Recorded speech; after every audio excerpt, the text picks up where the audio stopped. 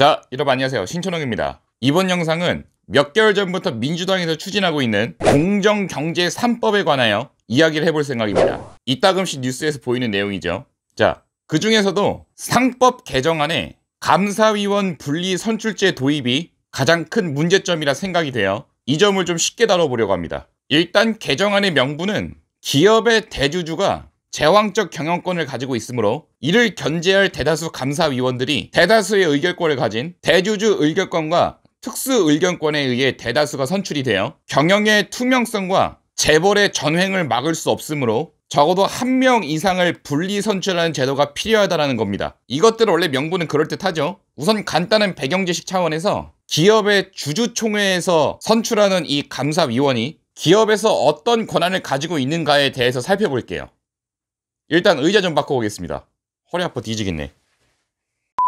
기업의 감사위원은 회계 감사를 위해 재무제표 등을 검토를 하고 대주주의 전횡을 막기 위해 기업의 활동과 재무제표 등을 감독, 감시하는 역할도 하고 필요한 경우 회사로부터 영업에 관한 사항을 보고받기도 하며 경영 정보에 접근할 수 있는 권한도 가지고 있는 직책입니다.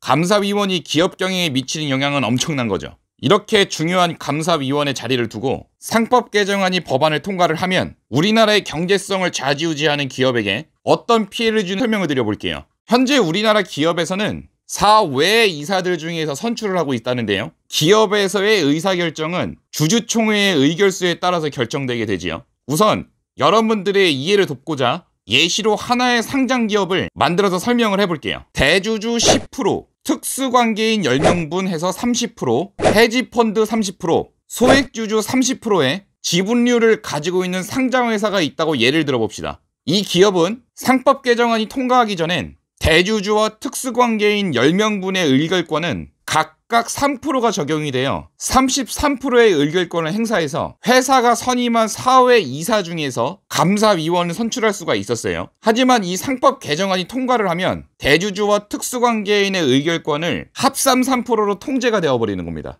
그렇게 되면 해지펀드가 특수목적 법인을 만들어 지분을 10개로 쪼개서 30%의 의결권을 만들게 되면 해지펀드와 소액주주들에 의해서 감사위원이 적어도 한 명 이상이 선출이 된다는 거죠. 그럼 이 상황이 어떤 상황을 만드느냐? 이 기업의 해외 경쟁사가 해지펀드를 위장해 산업 스파이를 감사위원으로 선출시킬 수가 있다는 겁니다. 우리나라 삼성전자가 중국의 하웨이에 기술과 영업 전략을 다 뺏긴다는 거예요. 우리 군의 작전회의에 적군이 참여하고 있는 상황인데 그 전쟁 불보듯 뻔한 거 아니겠어요?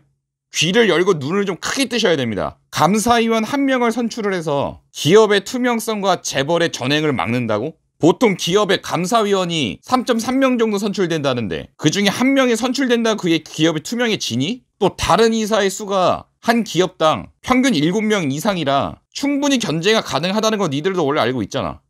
이건 우리나라 기업들의 스파이 심어주자고 통제법 만드는 것밖에 안 되는 거예요. 왜일까요? 왜 저것들은 우리나라 기업을 다 조지려고 하는 걸까요? 이쯤에서 영상을 보고 계신 여러분께도 좀 질문을 드려볼게요. 저렇게 기업 조지는 법안을 내는 인간들은 도대체 어떤 돈으로 정치 생명 연명해 나가는 걸까요? 한 지역의 대표가 한 나라의 대표라는 것들이 정말 이런 사실도 모를 만큼 멍청한 것 같나요? 아니면 뒷사정이 있을까요?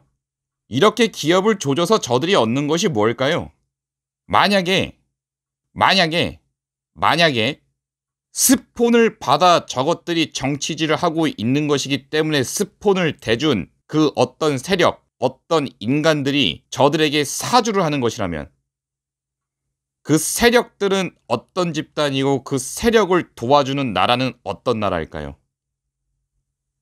우리나라에서 잘 나가고 있던 산업들 다 망가지고 있을 때 과연 어떤 나라는 어떻게 변해가고 있나요, 지금?